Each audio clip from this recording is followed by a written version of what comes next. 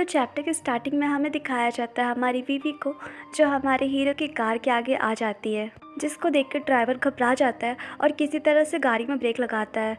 तो हमारी बीवी गाड़ी से टकरा जाती है और दूर जाकर गिरती है, और इस तरह से गाड़ी रुकने के कारण हमारा हीरो टेंशन में आ जाता है और पूछता है कि क्या बात है, क्या हुआ है यहाँ पे। तो ड्राइवर बताते हैं कि मिस्टर लॉसन, मुझे लगता है कि हमारा कार किसी को टक्कर दे दिया है। तो हमारे हीरो बोलती कि काम डाउन, मैं बाहर जाकर चेक करता हूँ।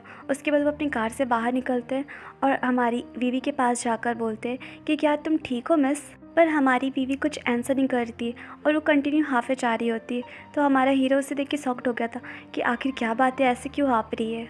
और वो ऐसे सोच ही रहा होता है, तभी हमारी बीवी अपना हाथ बढ़ाकर उसे अपने क्लोज लाती है और उसे किस करने लग जाती है, जिसको देखकर हीरो शॉक्ड हो जाता है और सोचता है कि आखिर ये क्या कर रही है मेरे साथ। उसके बाद हीरो बीवी को खुद से दूर करने की कोशिश कर रहा होता है, पर वो दूर नहीं होती बल्कि उसे बाइट कर लेती है, जिसके कारण हीरो उसे धक्का दे देता है और हमारी बीवी कहीं दूर जाकर गिरती है।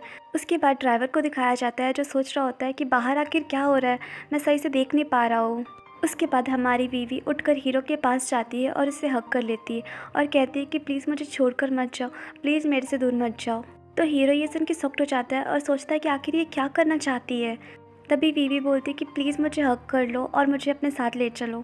तो हमारा हीरो सोचता है कि या तो ये लड़की पागल है या इसके साथ कुछ तो गड़बड़ है, और हमारा हीरो ये सब सोच ही रहा होता है। तभी बीवी उसे टच करने लग जाती, जो कि हीरो को बहुत अनकंफर्टेबल फील करा रही थी। उसके बाद वो बीवी को उठाकर कार के अंदर ले जाता है और अपनी कोट से उसे ढक देता है। उसके बाद वो ड्राइवर को बोलता है कि सीधा यहाँ से हॉस्पिटल ले चलो। तो ड्राइवर बोलते हैं लेकिन मिस्टर चार्ल्स, ऐसे बोल ही रहे होते। तभी हमारे हीरो बोलते हैं कि मैं उससे कॉल करके बता दूंगा सब कुछ। उसके बाद सीन शिफ्ट होता है और हमें दिखाया जाता है चार्ल्स की साइड, जो अंकल से बात कर रहा होता है, और अंकल बोल रहे होते हैं कि रास्ते में मैं कुछ प्रॉब्लम में फंस गया हूँ और मैं किसी को हॉस्पिटल लेके जा रहा हूँ। ऐसे बोल ही रहा होता है। तभी हमारी बीवी बोल रही होती है कि कुछ अजीब सा फील हो रहा है। तभी हमारे हीरो उसके मुंह पे जल्दी से हाथ रखते ताकि वो आगे कुछ ना बोल पाए। उसके बाद वो चार्ल्स को बोलते हैं कि आज मैं वहाँ पे नहीं आ पाऊँगा। तो चार्ल्स बोलता कि ऐसा लग रहा है जैसे आपके साथ कोई लेडीज़ है। उसके बाद सोचता कि मुझे ये आवाज़ सुना सुना सा क्यों लग रहा है लड़की का। उसके बाद अंकल बोलते कि अपनी मॉम से सॉरी कह देना और बोल देना कि मैं कुछ दिन में उनसे मिलने आऊँगा और मैं आज के लिए सॉरी भी बोल दूँगा उन्हें। उसके बाद वो फ़ोन काट देते हैं। तो चार्ल्स बोलता है कि अंकल, ऐसे बेचारा बोलते रह जाता है। उसके बाद सीन हमारे हीरो की साइड शिफ्ट होता है, जहाँ पे हमारी बीवी बोल रही होती है कि मुझे बहुत अजीब सा फील हो रहा है, समझ नहीं आ रहा है कि मैं क्या करूं। और हमारा हीरो उसे देख रहा होता है कि आखिर ये क्या करने का ट्राई करेगी। उसके बाद बोलते कि तुम अच्छे से यहाँ पे बैठो, अगर तुम अच्छे से बिहेव नहीं करोगी तो मैं तुम्हें कार से बाहर निकाल दूंगा, समझी। तो हमारी बीवी बोलती है कि मुझे बहुत अजीब सा फील हो रहा है, इसलिए प्लीज़ तुम मुझे हक करो ना। और ऐसे बोल के वो उसको फिर से बाइट कर लेती है। तो हीरो बोलता है कि पागल हो गई हो क्या, मुझे जाने दो। और ड्राइवर इधर ये सब देख के और सुन के घबरा जाता है और बोलता है कि मैं कुछ ना ही सुना हूँ ना ही मैं कुछ देखा हूँ। उसके बाद हीरो ड्राइवर को बोलते कि कार रोको, और कार रुकने के बाद वो जल्दी से बाहर निकलते हैं और हमारी बीवी को उठा के अपने साथ ले जाते हैं, जिसको देख के ड्राइवर सोच रहा होता है कि क्या मिस्टर लॉसन इसे स्ट्रीट में छोड़ के आने वाले हैं। उसके बाद हमारे हीरो बीवी को कार की डिक्की में डाल देते हैं और कार में जाकर बैठते हैं, जिसको देख के ड्राइवर शॉक्ड हो जाता है। उसके बाद हमारे हीरो बोलते हैं कि अब ड्राइव करो। उसके बाद सीन शिफ्ट होता है और हमें दिखाया जाता है कि सुबह हो चुकी है और हमारी बीवी को होश आ चुका है। और जैसे उसको होश आता है वो सोचती है कि आखिर मैं कहाँ पे हूँ। फिर अगल बगल देखती है तो सोचती है क्या मैं हॉस्पिटल में हूँ, पर मैं हॉस्पिटल में कैसे पहुँची और क्या हुआ था मेरे साथ। तभी हमारा हीरो आता है और बोलता है वाह, तुम जग गई। तो हमारी बीवी उसे देखती है और कंफ्यूज होती है। उसके बाद पूछती है कि तुम कौन हो। तो हीरो बोलता है कि क्या तुम्हें याद नहीं कि कल रात क्या हुआ था। तो हमारी बीवी सोचती है कि लास्ट नाइट क्या हुआ था आगे। उसके बाद वो हीरो के गले पे निशान देखती है और सोचती है कि इसकी नाइट तो काफ़ी एक्साइटिंग होगी।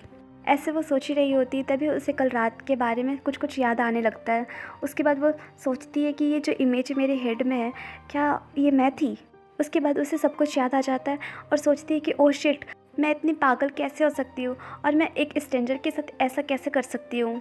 और हमारी बीवी को इतना परेशान देखकर हीरो समझ जाता है और बोलता है कि ऐसा लग रहा है जैसे तुम्हें सब कुछ याद आ चुका है, तो चलो अच्छी बात है, अब मैं तुमसे आराम से सारा क्वेश्चन पूछ सकता हूँ। तो बीवी बोलती कि आपको क्या जानना है मेरे से। तो हीरो बोलता कि सबसे पहले तो मुझे ये बताओ कि तुम कौन हो और कल रात मेरे कार के आगे क्यों आई थी। तो ये सुन के हमारी बीवी शॉक्ड हो जाती है और पूछती है कि क्या मैं आपके कार के आगे आई थी, पर क्यों आई थी।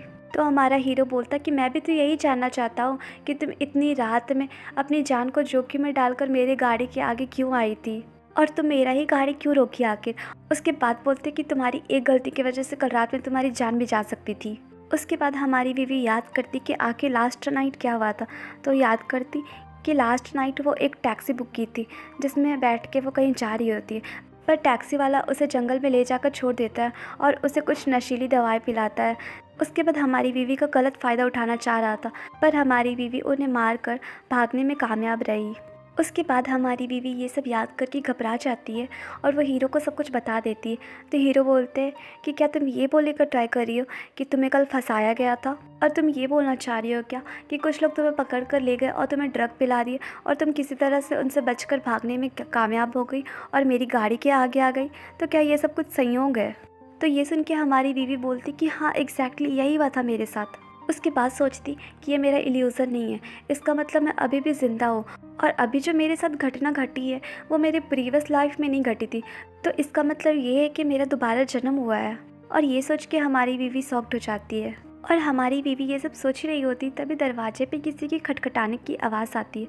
तो हीरो बोलता है कि अंदर आ जाओ।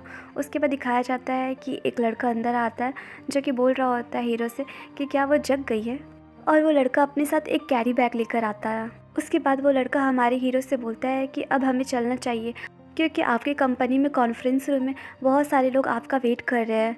तो हमारे हीरो बोलते हैं कि हाँ ठीक है मैं जाऊँगा। उसके बाद वो बताते हैं कि ये वही लेडी है जो कल रात मेरे कार के आगे आ गई थी। उसके बाद बोलते कि ये तो मेरे साथ हमेशा होता ही रहता है, कोई नया बात तो है नहीं, कितनी लड़कियाँ मेरे कार के आगे टकराती है, पर ये लड़की पहली है जिसने इतना अच्छा एक्टिंग किया है। तो ये सुन के हमारी बीवी को बहुत गुस्सा आता है और बोलती है कि आपके कहने का क्या मतलब है आखिर, और क्या आप ये बोलना चाह रहे हो कि कल रात मैं जानबूझ के आपकी कार के आगे आ गई थी और आपको सीड्यूस करने का ट्राई कर रही थी। तो हीरो बोलते कि क्या मैं कुछ गलत बोल रहा हूँ, तुम तो ऐसे ही कर रही थी। तो हमारी बीवी को बहुत गुस्सा आता है ये सुन के और बोलती है कि तुम बहुत बदतमीज हो। तो हीरो ये सुन के सोचते हैं कि क्या ये मुझे बदतमीज़ बोल रही है। तभी हमारी बीवी बोलती है तुम पैसा हो क्या जो सारे लोग तुम्हारे ऊपर हाथ डालने का कोशिश करेंगे और तुम्हें सीड्यूस करने का कोशिश करेंगे, और अगर तुम्हें ऐसा लगता है कि लोग तुमसे अट्रैक्ट होकर या तुम्हारे पैसे के चलते सीड्यूस कर रहे हैं तो तुम बहुत गलत फहमी में हो, क्योंकि यहाँ पे बहुत सारे ऐसे लोग भी हैं जो तुम्हारे जैसे लोग को पसंद तक नहीं करते, समझे। तो ये सब सुन के हमारे हीरो और उसका दोस्त दोनों ब्लैंक हो जाता है। उसके बाद उसका दोस्त हमारे हीरो से बोलता कि पहली बार किसी लड़की के मुंह से मैं तुम्हारे लिए इतना कुछ सुना हूँ और वो तुम्हें एवरेज बोल रही है। ऐसे बोल बोल के वो उसका खूब मजाक उड़ा रहा होता है। तो हमारा हीरो उसे घूर कर देख रहा होता है। उसके बाद हीरो का दोस्त कैरी बैग को उसके बेड के आगे रख देता है।